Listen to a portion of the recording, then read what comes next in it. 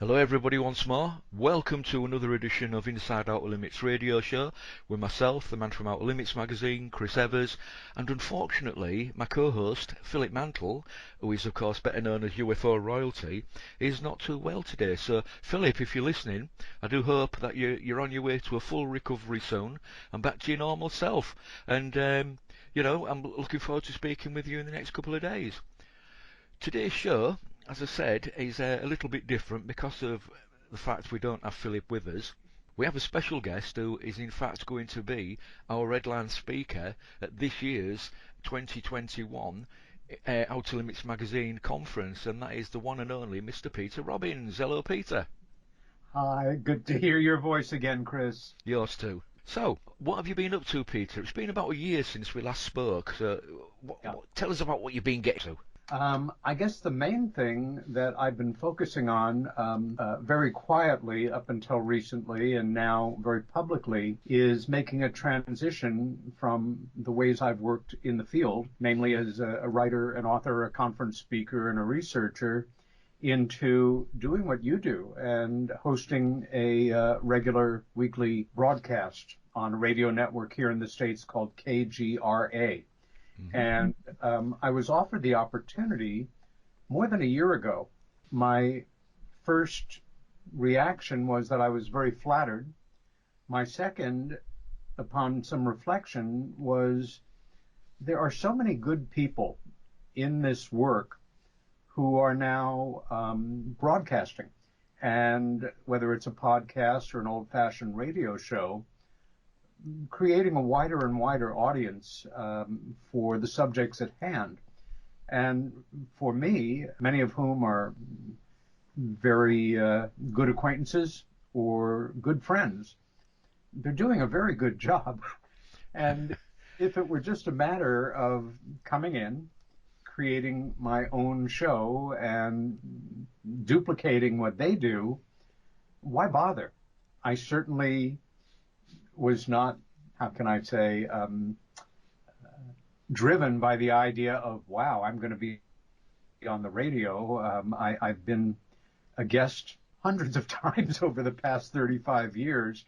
Well, I'm sorry to interrupt you there, Pete. I can vouch for that because looking at your biography and the things we could talk, for about 3 or 4 hours just on your biography alone, Peter.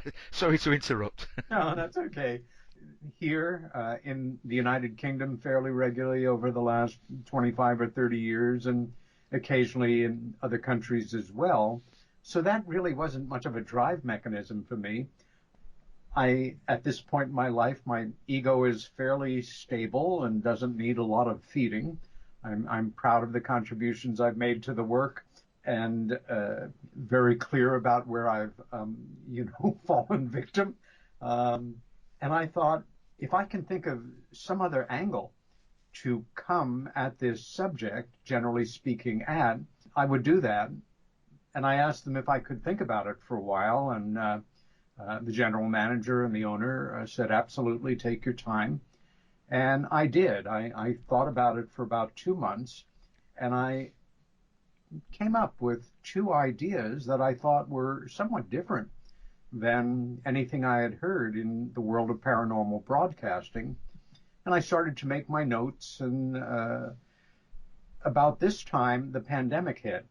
And like all of us, I was thrown into a period of reflection and concern, and it sort of affected the plans that I was putting together. And to cut to the chase, the program that I'm now 2 weeks into, the 3rd episode will be tomorrow night, unfortunately in the UK, where you could hear it live from midnight to 2 in the morning. Well, I've got to say, Peter, I did actually stay up and I listened to your first broadcast, and I was completely and utterly blown away with how many famous people you've bumped into, literally. And I was Yes. quite shocked. Well, as you know, Chris, I spent a dedicated part of my life in smack in the middle of the international but New York-based art scene. I worked in off-Broadway theater for many years in a managerial and assistant director capacity. And I've led a bit of a charmed life in terms of well-known people who I've had the privilege and opportunity to meet. And I thought many of these things have nothing to do with the world of UFO or paranormal studies, but we're all living our lives right now best we can. And even those of us who have dedicated so much of our lives to these subjects, there are other things going on in our lives. And many of them are the things that drive us as much as this. For me, I guess most people know me for this work, but I thought, why not let this program have a chance to bleed over into other areas? And so down the pike a bit, we'll be seeing panel discussions, not just with ufologists or paranormal researchers or experiencers and abductees, as well as focused interviews, but with artists and painters and actors and sculptors and working class people and scholars, theologians, mental health professionals, talking about our subject and other subjects as well. And I'll be listening carefully to audience reactions. Ultimately, I will be building a separate, very modestly priced pay-per-view area that I hope to open up one way or another some months from now, because I desperately need a revenue stream, and I think I can deliver quality content to listeners and viewers. But the thrust of the show, and listeners from this past Monday already have a sense of it, will be to establish myself in broadcasting week after week for the first months, certainly well into the spring, by focusing in on bringing on some of the best known, most respected, greatest contributors to these fields of study, but not in the usual form. I, at this point in my life, more than ever, am very curious about the lives people live and what led them to become the people they became. Mm-hmm. And so, for example, tomorrow evening, the interview I'll be doing with Robert Salas, a wonderful contributor to UFO Studies in America, and the author, well, author of 2 books, but co-author of a remarkable book called Faded Giant, about the 1967 missile UFO incidents that took place that he was directly involved in, are going to be in-depth, autobiographical interview conversations. The one that I started with was with one of the real stars of the field here in the States, that a name I think that will be very familiar to some of your listeners, is Kathleen Marden. Kathleen, for my money, is arguably as important and valuable a contributor to the world of UFO abduction studies as anyone alive now. And since the passing of my dear friend Bud Hopkins in 2011, there's nobody more involved, more knowledgeable about the subject. Kathleen is also the niece of Betty and Barney Hill. That's the correct, couple yeah. involved in arguably the best known abduction incident of all times, and the first one to receive major international attention. And she was very close to her aunt and uncle. And after a number of conversations based on a friendship going back many years, she agreed to talk about things that she never has on the air before. And even going into that broadcast as knowledgeable about what she'd be saying, I found myself completely transported by some of what she had to tell us. And I hope that some of your listeners, if they're unable to stay up because maybe they work in the morning to that somewhat ungodly hour, will consider subscribing to KGRA. And to just spend one moment on the mercantile aspect of it, the way that they work it is you can listen to any live broadcast for free. as is the standard in the industry. But for $3.99 a month, certainly less in pounds, about $1 a week here, you can have full run of their archive of hundreds and hundreds of broadcasts by an incredible team of hosts. I think And that actually works out, Peter, around about £3 a month, to be quite yeah, honest with you. pretty much. At the same time, a lot of us are that hard pressed, or we're already subscribing to things, and I appreciate it if, they choose not to. But I can tell you, I'm going to do my best to deliver content that is worth 75p a month a week. Well, listen, I've listened to the first show, which as I say, I stayed up live. I think I think you know about that anyway, and I was completely blown away. I really enjoyed it. 2 hours well worth. Sat up late listening to what was being discussed. Fantastic. I mean, my little reference a moment ago to bumping into people. I think it was it Catherine Hepburn that you bumped into or something and knocked over when she was entering a building or something. So that, Oh my God, yes. I was just completely blown away with the information you came out with, Peter. It was there's a great a colleague of mine, Lee Spiegel, who also has a show on KGRA. Lee is a real journalist. He was the UFO and paranormal journalist for the HuffPost for many years. Got his start in the 1970s. I mean, he has also had the pleasure of meeting a ridiculous number of well-known figures in his life, and we're going to be doing an irregular feature on the pay-per-view side just for fun of comparing stories. But the one you're referring to was in the Soho district of New York many years ago. I was spending an afternoon walking around with a friend who happened to be at the time the partner of Norman Mailer, the great American novelist. Mm-hmm. Later was his wife, and we were preoccupied talking, so much so that I bumped into and fell on top of an iconic, beloved American actress, better known in the States than in the UK, Mary Tyler Moore. Ah, that was the one. Yes, sorry, I got mixed up there. That's okay. It was one of the most embarrassing moments of my life. Sometimes that's the way it is. But I think it's a format where we can also have fun along with deal with some deadly serious material.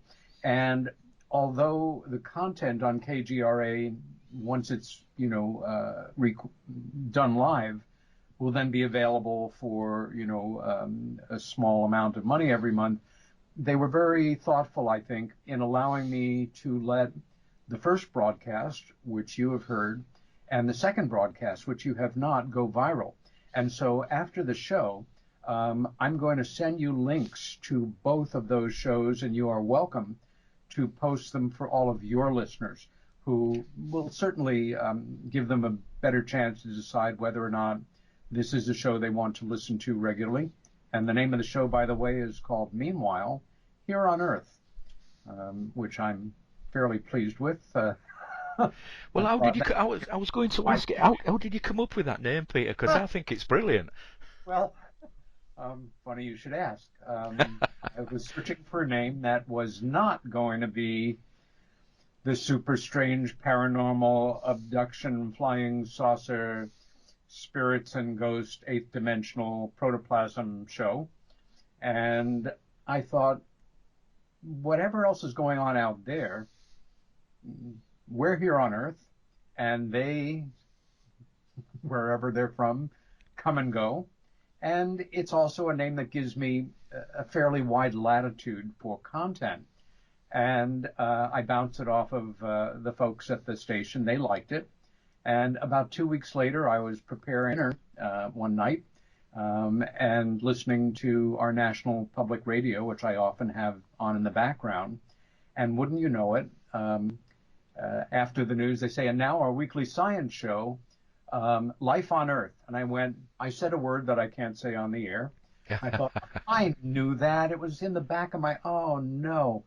Then I thought of the old Meatloaf song, 2 out of 3 ain't bad. And I thought, this is 1 out of 3. That is not good. So I thought, it's just going to be a working title. If I come up with something better, great. If not, well, I'll stick with it. Most people won't know it, but I'm disappointed, blah, blah, blah. Cut to about 2 weeks later, I'm finishing a phone call with Travis Walton, a name well known to most of your listeners. And of course, he will be a future guest on the show.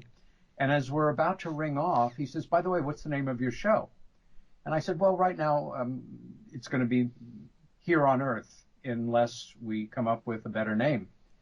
And Travis, who can be as economical with words as I can be verbose, was quiet for a moment and then said these exact words with this inflection. He said, I like it, but you're missing a word. I said, what do you mean? And he said, meanwhile. And it took me several seconds, and I laughed out loud. And thank you, Travis Walton, without whom the title of this show would not be Meanwhile, Here on Earth. Well, there you go, sir. I hope you copyrighted that.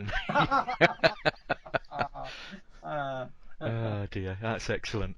Now, part of your work recently that you've actually been involved with, Peter, has been investigating really the life and times of James Forrestal. Yes. What has been the general reception to your work in that field? Overall, very good. I have to say, for anyone that might be looking for the realization of this project online, I am embarrassed to say that although last year I finished a very modest documentary, which is really no more than me, a green screen, an awful lot of images and some film footage, a soundtrack, and a script that I worked on and off for years, that it is not yet available. And even though we have produced the DVDs, which I am willing to sell one at a time, but being me, I'm often not focused on the practical. And in this case, I neglected to note the source and possible ownership of a number of the images included in the documentary, many of which are in the public realm and, available without copyright, that kind of thing. Mm-hmm. And I am still searching down whether or not some of the images are owned, in which case there's a modest fee to pay, which is fine, before I can get it up on a platform for streaming. Mm-hmm. So the documentary, which is called The Extraordinary Life and Suspicious Death of James Forrestal, I hope will be available in about a month or two. And I'll let you know, Chris, and you can let your listeners know my interest in James Forrestal, who was the first Secretary of Defense here in the United States, that being from September of 1947 until March of 1949, when he stepped down and the second gentleman to be in that position took over, began in 1987. Like you, I've attended many UFO conferences, but one of the most memorable and most impacting and certainly significant in my life was a conference that year held by the Mutual UFO Network, MUFON, in Washington, D.C. And it was particularly a significant one because it was 1987, the 40th anniversary of Roswell, Kenneth Arnold, the modern age of UFOs per se, and a number of very fine presentations were done there. The one that was really life-changing me was with somebody who went on to become a dear friend and colleague and a mentor, the late, great Stanton T. Friedman, a nuclear physicist and full-time UFO investigator and researcher. And it was called The Secret Life of Donald K. Menzel. Menzel was the head of astronomy studies at the prestigious Harvard College in Massachusetts. And he also was somebody who lived a double life. He was also an asset to the American national security community, and the man who kind of led the debunking efforts that were so debilitating for ufology for so many decades. It's only, as you know, the last few years that it genuinely has started to go away. And that marks really quite a turning point in the field.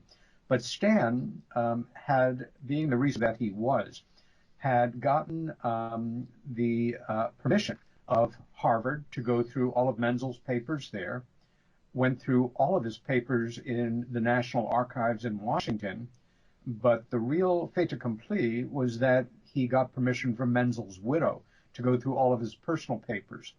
And he presented the case.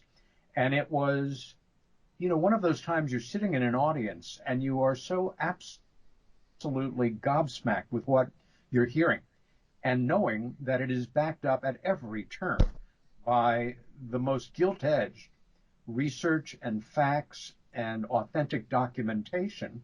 And I remember sitting in that audience, Chris, thinking, this is what I want to do. Now, by that time, I was a dozen years into the work. I had a little name recognition and prestige. I had spoken at some conferences, had some papers published. I was Bud Hopkins' assistant, which, a lot of people knew me for. But I thought, I want to follow in this man's footsteps. I want to do this kind of work. It was also right around the moment that the whole MJ-12 thing broke open with the public release, in so many words, of the so-called 8-page Eisenhower briefing document and the attached 1-page letter from then President Truman to Secretary Forresta, dated, I think, either the date that he took office as first Secretary of Defense or a day or two later. And it galvanized me. I looked over this list of 12 men and I became quite obsessed with it. In fact, if the camera were on, you could see in the background a full shelf of notebooks, old-fashioned 3-hole binder notebooks, filled with information on these 12 individuals as well as other early casework. And I started to refine my thinking because I thought, I'm going to zone in on one of these individuals, and I'm going to try to devote this kind of research and attention to one of them.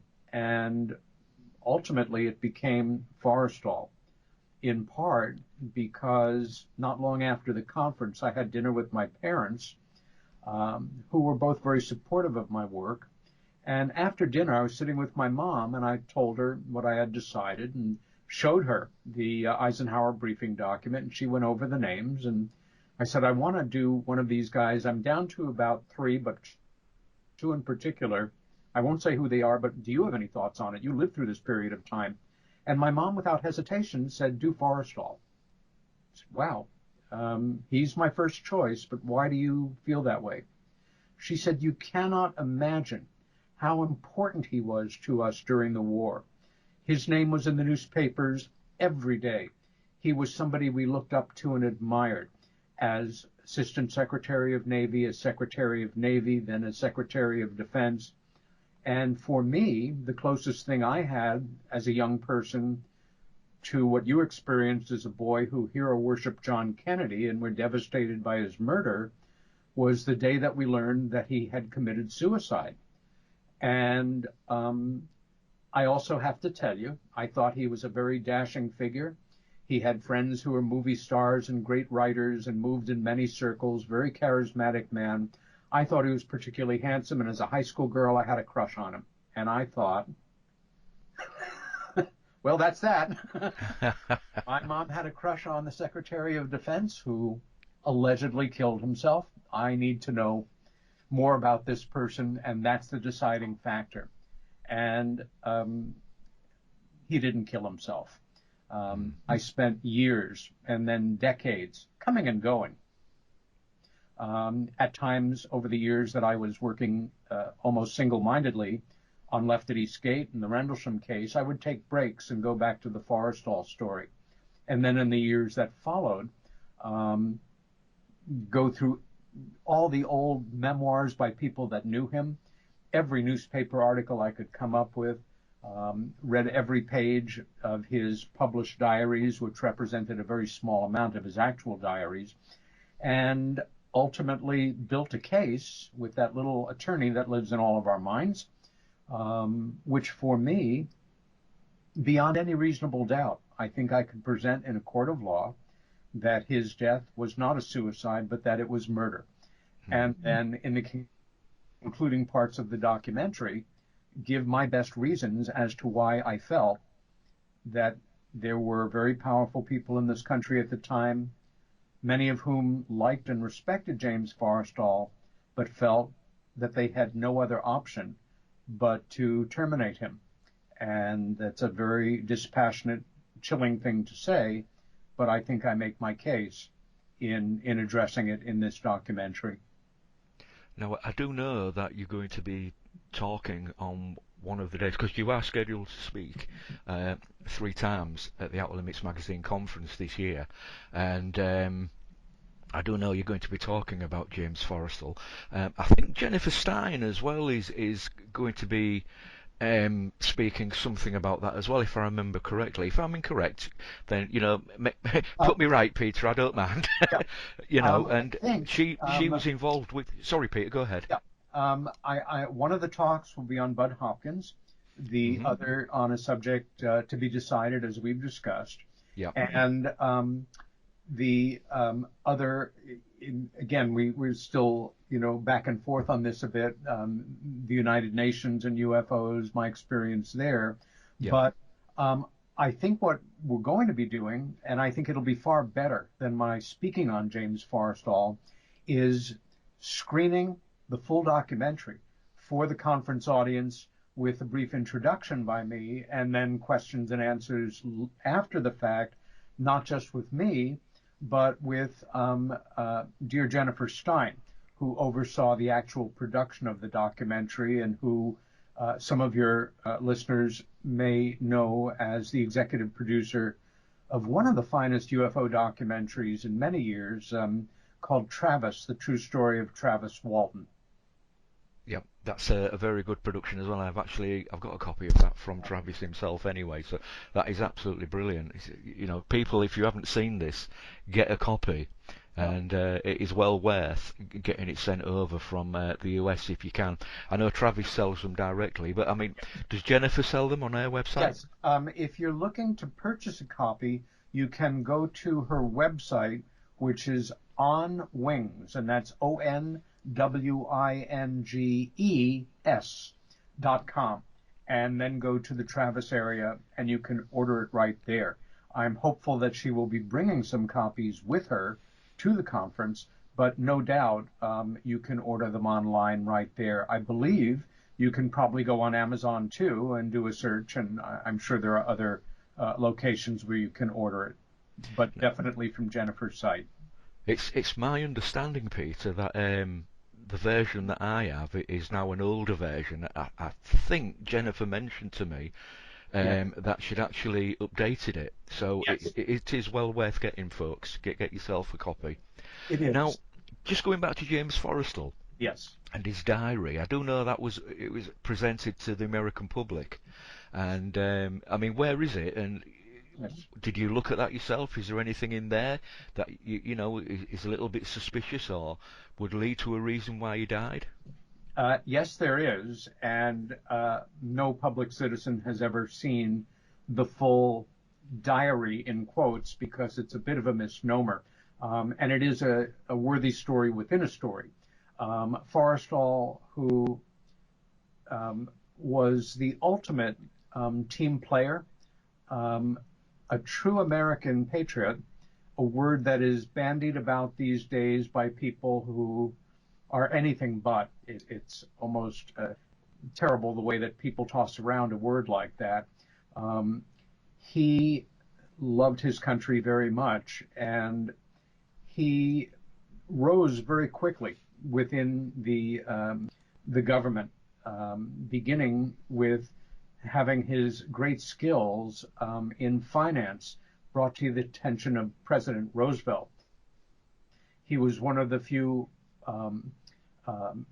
directors of a Wall Street brokerage who managed to make it through the Great Depression and continue on in business and do well for his stockholders and his employees. So much so that Roosevelt invited him to come to Washington and become part of an informal advisory cabinet, often jokingly referred to as the kitchen cabinet or the dollar man. Yeah, I know. They were all essentially millionaire white men who were the leaders of industry and commerce, but patriotic enough to put their careers on hold and for a token $1 a year be at the service of the President of the United States in helping us come out of the Depression. Forrestal was the one who never went back to private life. He stayed. He became Secretary of Navy, then Secretary of Navy, then Secretary of Defense.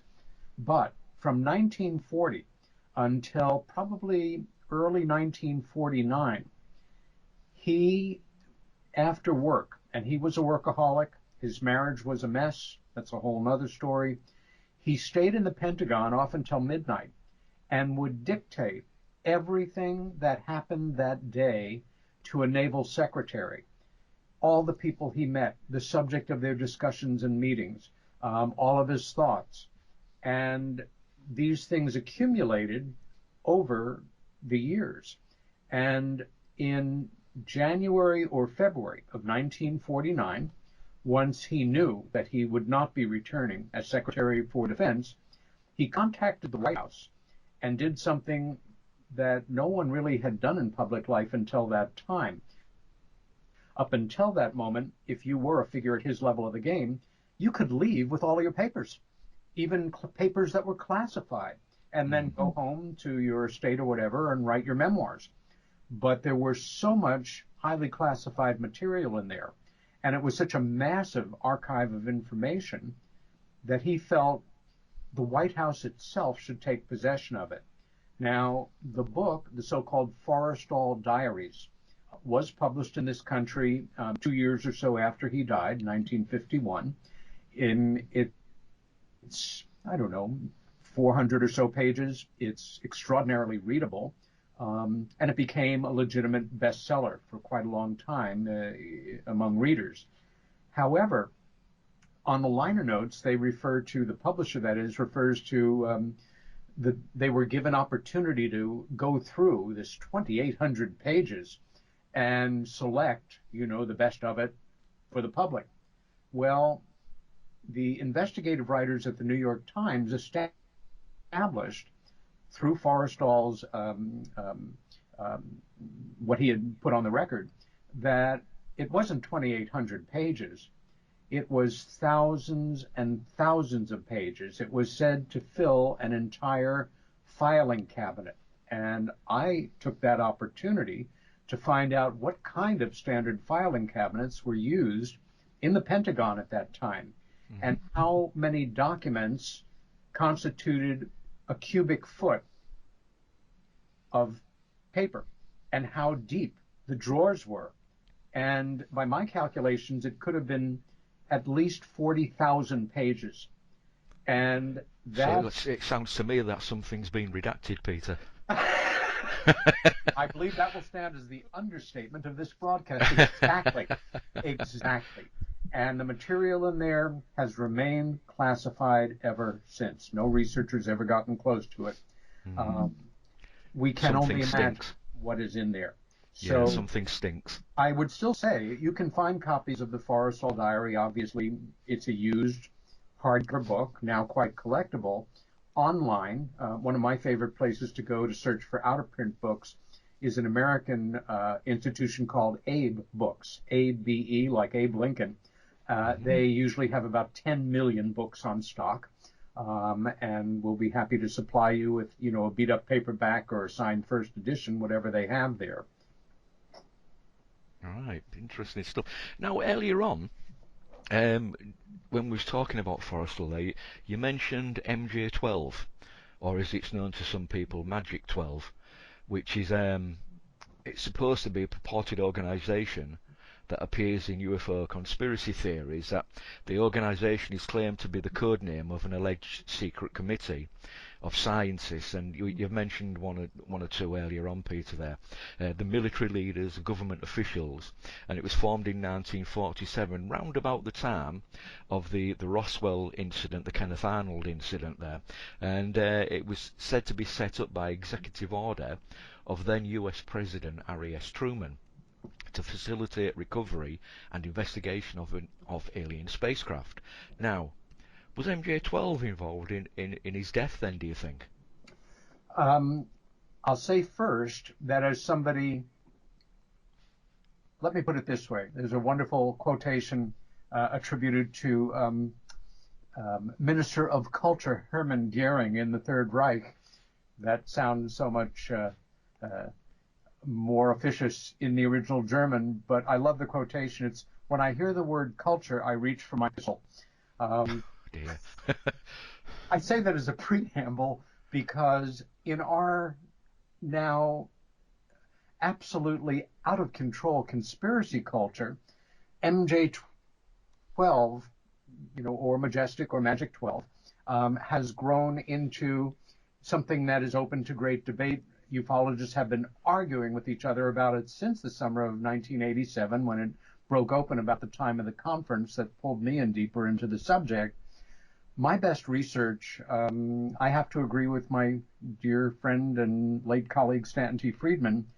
Majestic 12 was indeed a very real above top secret working group created shortly after the Roswell crash, specifically to deal with, address, try to understand, and begin to try to create a policy where ultimately, having read almost everything that Harry Truman put into words over the years, I find him a fascinating American figure, very controversial in many ways, but and every man who happened to come into power in the United States at that time, that it was real, and that whatever it is called now, there is something that continues the work, although in, I think, now a very different spirit, because everything has been unraveling the last few years.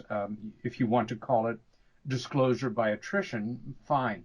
But there was this group, the original group, did consist of 12 individuals and the president, and with James Forresta being MJ12 number 3, as I recall.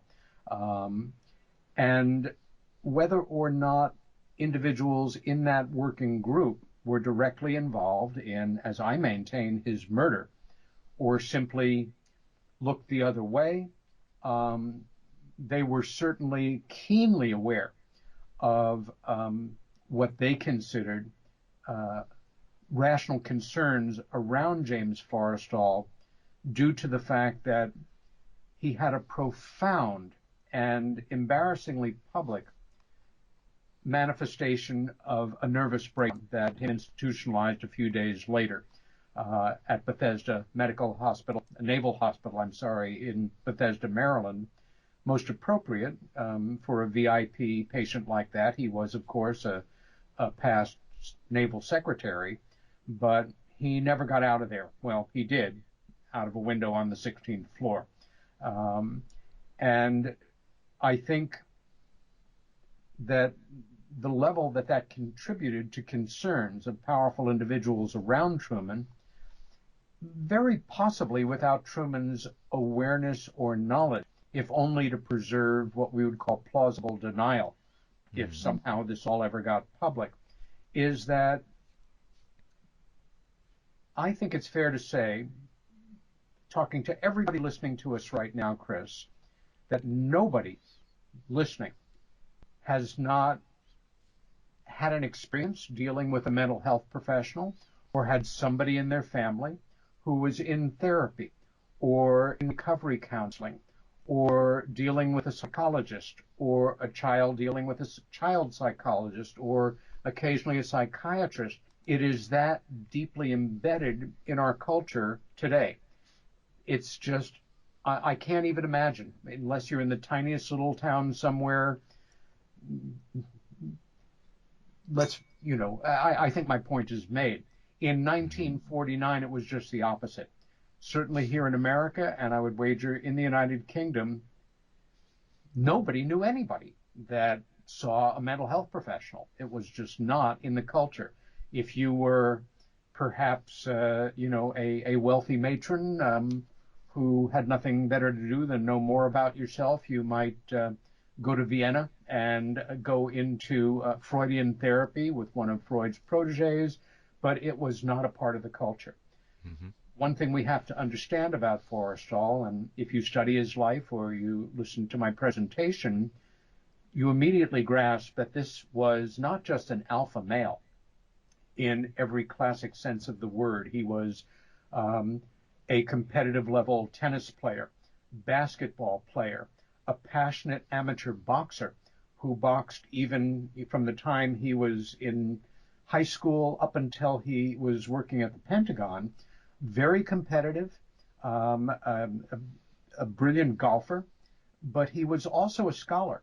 He had gone to Princeton University and Dartmouth University. He knew the classics. He had read the Greeks.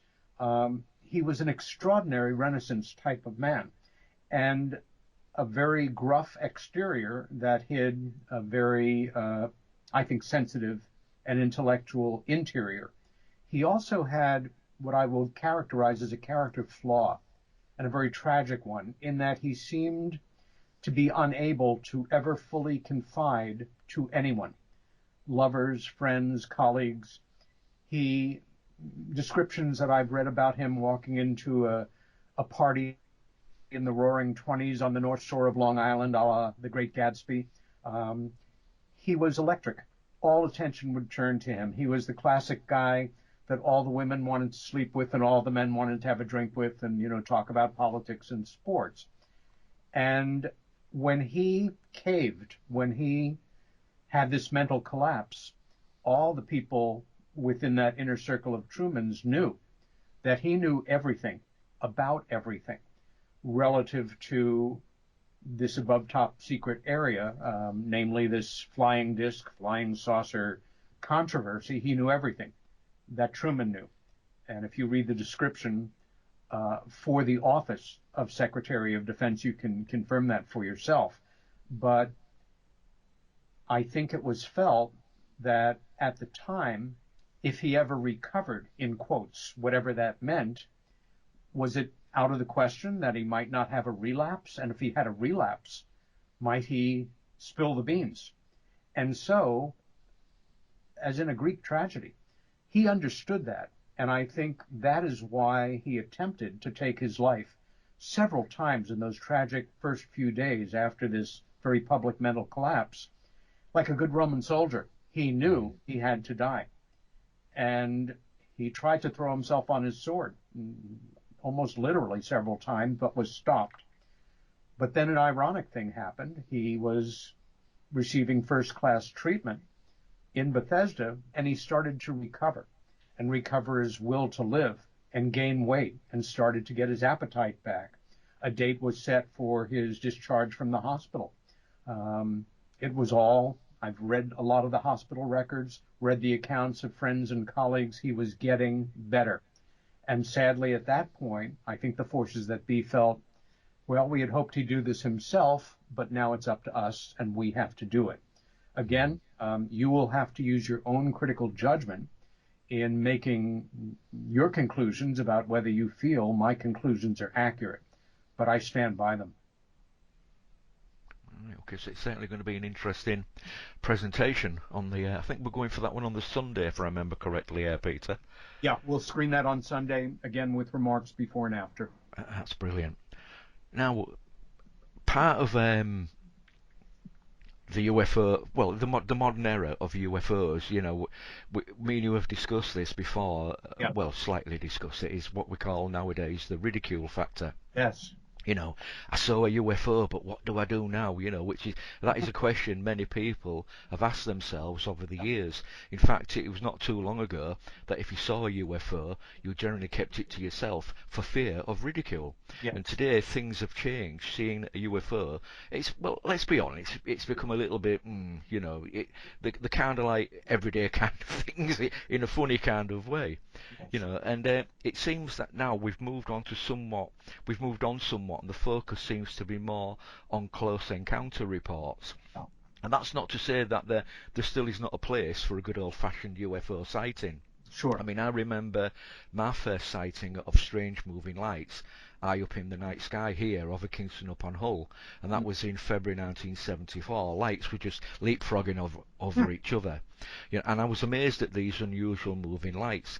And you know, but I had no idea of how to report this to anyone. I was not even aware UFO groups like Forresta and others existed. But my concern was, would I be believed? Would people take the mickey out of me? Yes. Now, let's be honest, the ridicule factor has long been a part of the modern UFO era. If we take Roswell, Major Jesse Marcel, it's a balloon cover-up story. You know, most individuals feared the ridicule factor because of what it would do to their social and community standing. You know, and basically it's simple embarrassment. At one time, the phenomenon was gaining serious attention. In fact, the subject matter was poised to become a topic of open and honest public policy debate. That time was way back in 1952, Peter. Yes. In that year, flying saucer reports reached an all-time high. Yep. Notice though I call them flying saucer reports and not UAP, unidentified aerial phenomena. Yes. I mean, even the term flying saucer garnered ridicule, so this was changed to UAP. I think the British MOD had something to do with that, if I remember correctly. It has been estimated that during a 6-month period in 1952, there were approximately 16,000 newspaper articles about the subject in the United States alone. I mean, you take Life magazine, New York Times, Washington Post, and other media outlets were asking serious questions about the phenomenon. And from the US government's perspective, and no doubt the UK too, there were only 3 categories of sightings: hoaxes, misidentifications, or delusions. So to avoid having it to answer awkward questions, it was all the better to ridicule individuals and their beliefs and them personally. I mean, the better the report, the more likely the sighting would be considered a hoax. Yeah. For those people whose reputation suffered, there was no recourse, no ability to clear their name or contest an official government determination that they were either a liar or delusional. And people eventually learned that it was better to keep quiet than risk the consequences. And that was the government's goal, to stop reports and news coverage of UFOs.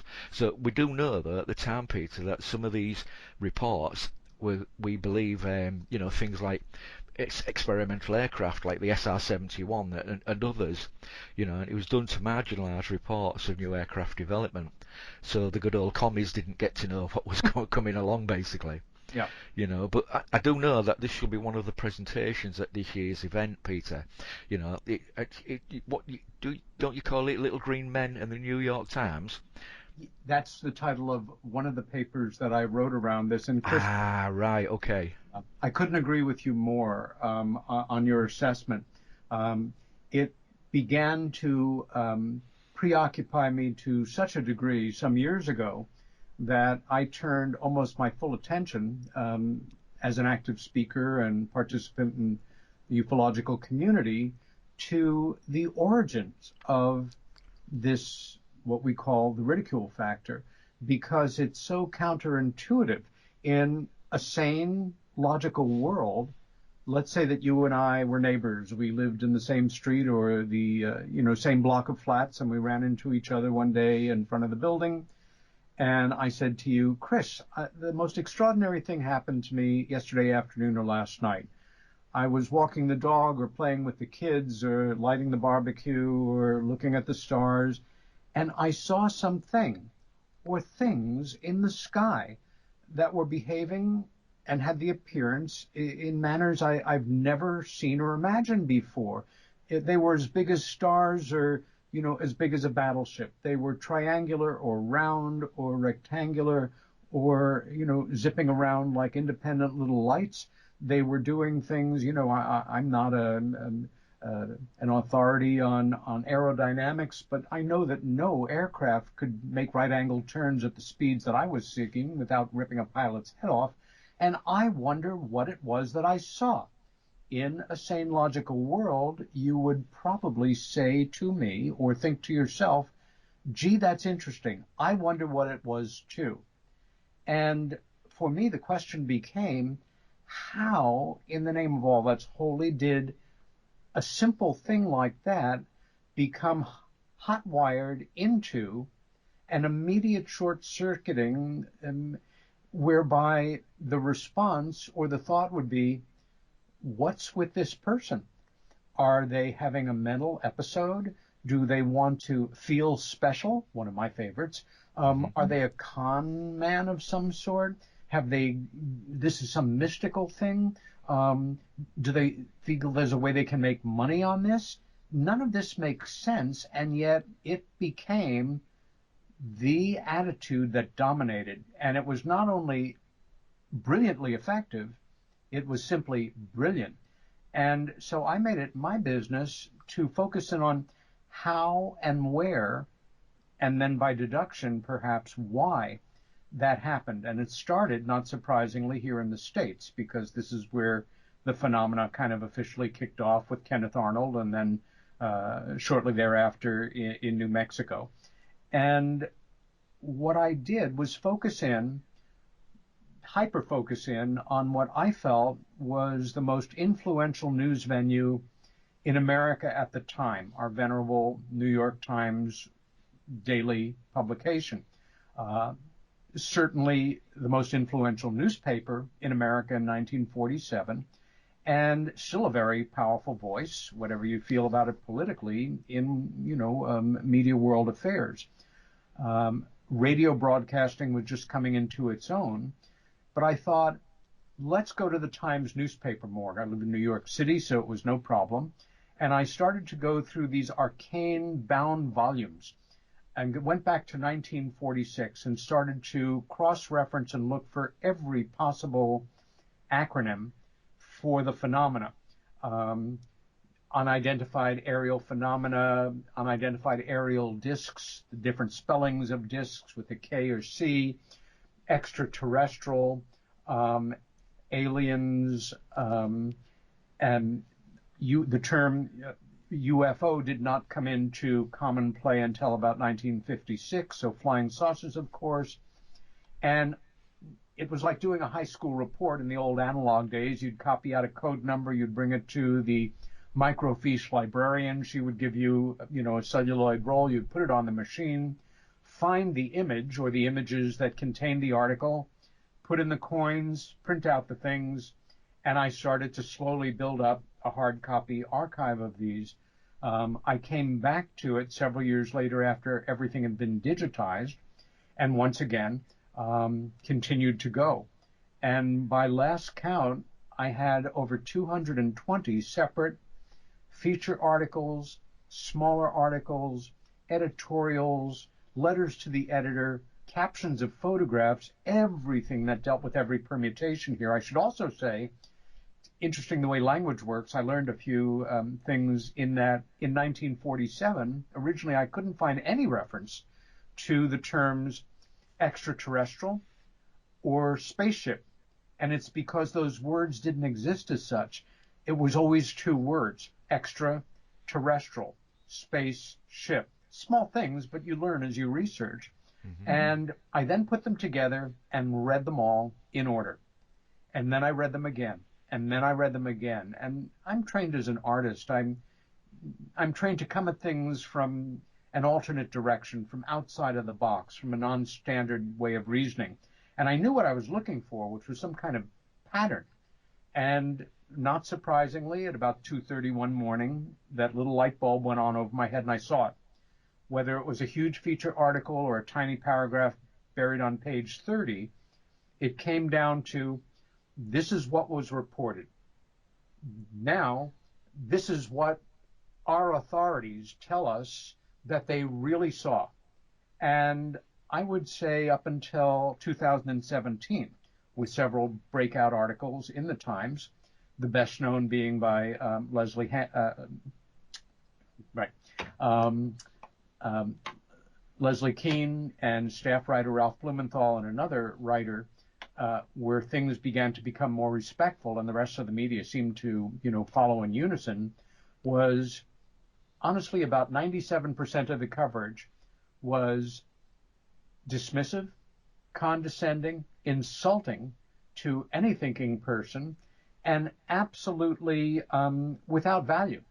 And it amped up and became more frantic at times like the 1952 Washington sightings right over the Capitol building that were photographed and witnessed by thousands of people.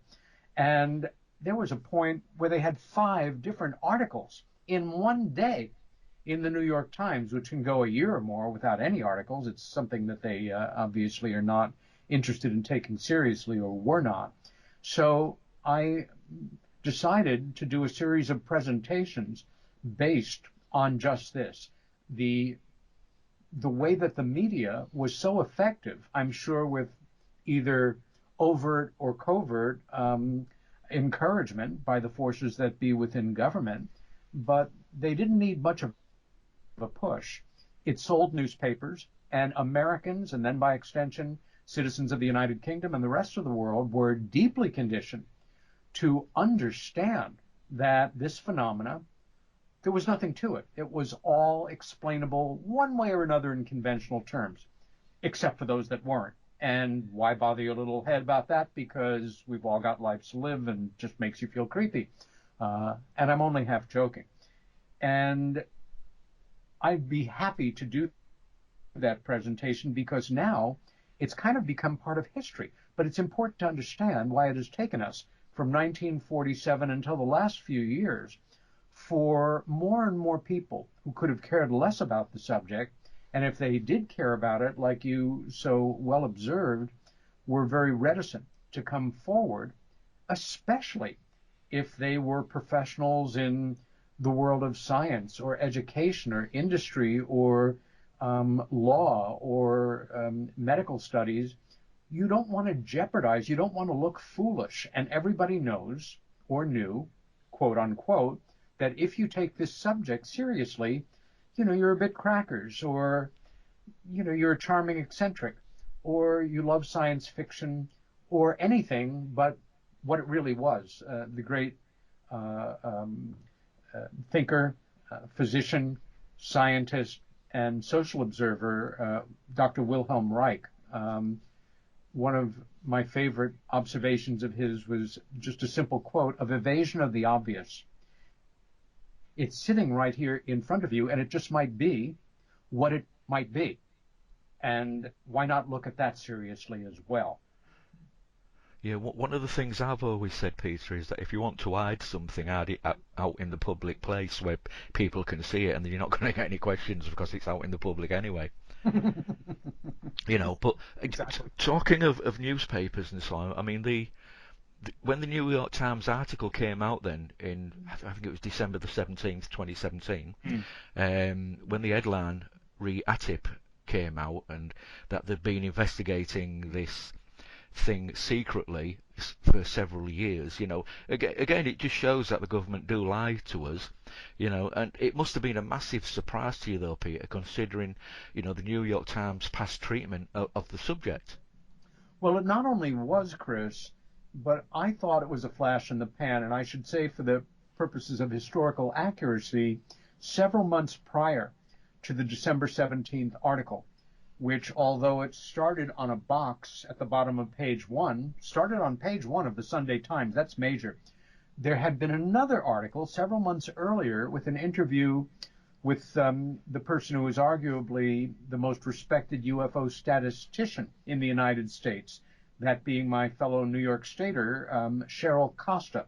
And that article was also taken seriously, but did not receive the star attention that the second article did, I think in great part because of Leslie Kean's very well-earned position as a respected journalist focusing in on the UFO area. Um, I'm sorry, I completely forgot the second part of what you asked.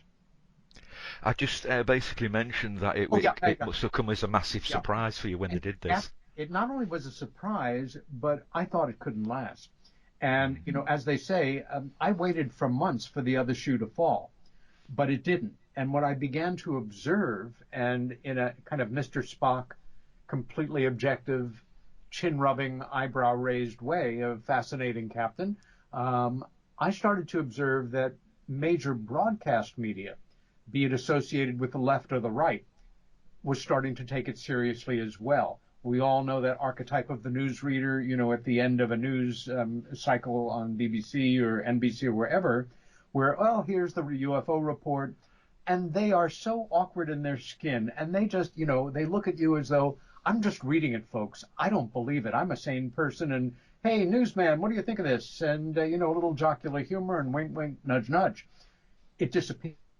Yeah. And all of a sudden, literally all of a sudden, whether it was CNBC or Fox or BBC, everybody was starting to take it seriously. It took me well into 2018 to admit to myself that something profound had changed, and that part of my work I was kind of out of business in, which was fine with me. Those are the kind of news reports, Peter, that always start with "and finally." Yes. Yeah, so I'm going to come to one of those myself now. And finally, Right. please Listen, remind us how and where we can hear your radio show, Peter. what they can do is go the broadcast network is called KGRA.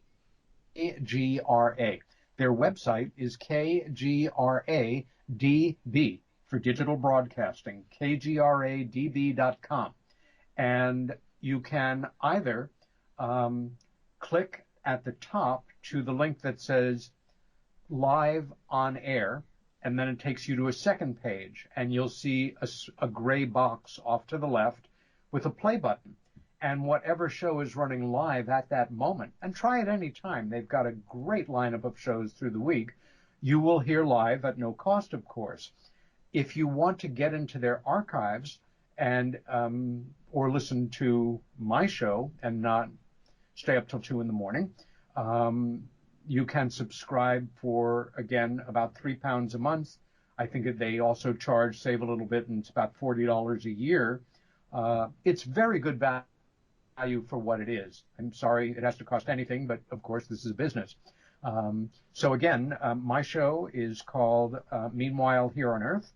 It broadcasts UK time from midnight to 2 a.m. And if you're a night bird or insomniac, please join me.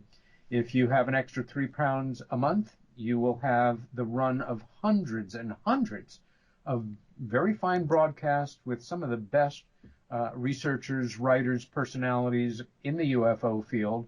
Everybody from Whitley Strieber to Richard Dolan to a lot of the newer up-and-comers and established names who have all been hosts on that network for quite some time. My next show will be tomorrow evening, starting midnight UK time, starting 1 a.m. if you're in Europe, and starting at 7 in the evening if you are on the east coast of the United States.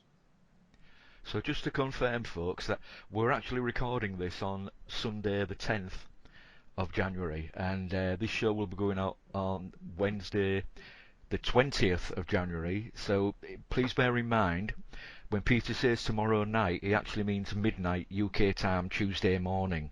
So that is what Peter is actually talking about. Right. Do join Peter, because it is fascinating. Again, as I say, I was knocked back with the amount of people that he's bumped into, he knows, and he's spoken to. Absolutely fantastic show. Really enjoyed it. And actually, Peter, I did hear a little bit of the Kathleen Marden one this past week, but unfortunately, because I'd been up late the previous day, I fell to sleep about halfway through it. But there you go. Well, so I will get to listen to the rest of that at some point. Now, Peter. Once we get off the air, just complete this thought. I will send you the links to the first two shows, the one where I am on for a ridiculously long 2 hours by myself, and the second saner one where it's myself and Kathleen Marden. These courtesy of the kindness of KGRA, who have allowed me to allow them to go viral.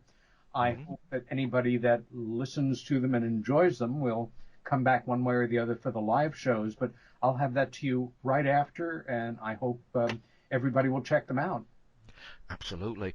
Now, I will put those on the Outer Limits magazine website, which is a new website. You can find more information about the Outer Limits magazine on Facebook. If you look for the official friends group on Facebook, you can find the information on there. And I just want to say, Peter, thank you for joining us today. And again, Philip, if you're listening in, then please get well as soon as you possibly can. And I'm looking forward to you joining us back on in the studio, as it were. Yes. Philip, please get well soon. So, Peter, thanks very much for joining us. Looking forward to seeing you in August this year, which is the 21st and 22nd of August 2021 at the Freedom Centre here in Hull. And stay safe. Thank you, my friend, and you as well. And to all your listeners, please, please observe the protocols. It's going to get worse before it gets better, my friends.